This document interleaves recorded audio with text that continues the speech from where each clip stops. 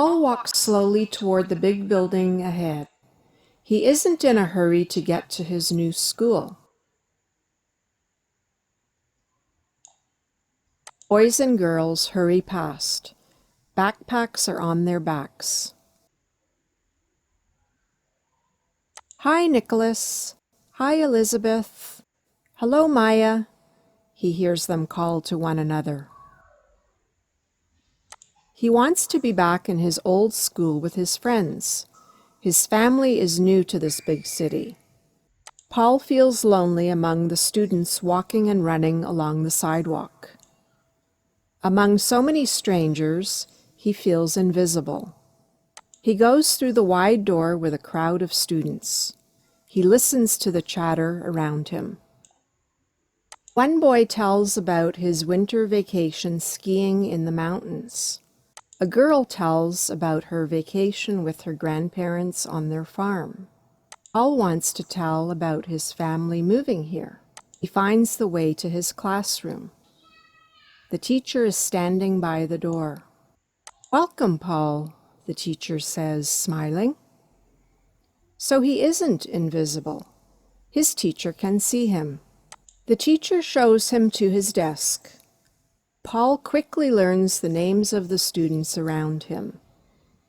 Mike sits at the desk just ahead. Louis sits beside him. Behind him is a new girl named Amy. He sees that Amy is also a new student because the teacher shows her to her desk too. Now that he has his own desk, Paul begins to feel a little better. When the teacher asks him to read aloud, Paul hopes Mike or Louise will say, "Wow, you're such a good reader." But nobody says anything. At lunch, Paul sits at a table with other students. No one speaks to him.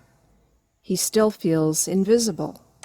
On the playground, Louis and Mike start choosing players for a game of kickball. Paul wants to play, but no one asks him to join. Paul sees Amy across the playground sitting by herself. He knows how she feels. He runs across to her. "Hi, I'm Paul," he says. "I'm new here too. Do you like to play kickball?" She nods. "Want to go over and play with the others?" Amy nods again and smiles. They run together toward the group. "May we play?" Amy asks. Louise looks at them. "Sure." They are in the game. Amy on one side and Paul on the other. She smiles happily at Paul. Paul smiles back. He has one new friend. He isn't invisible anymore.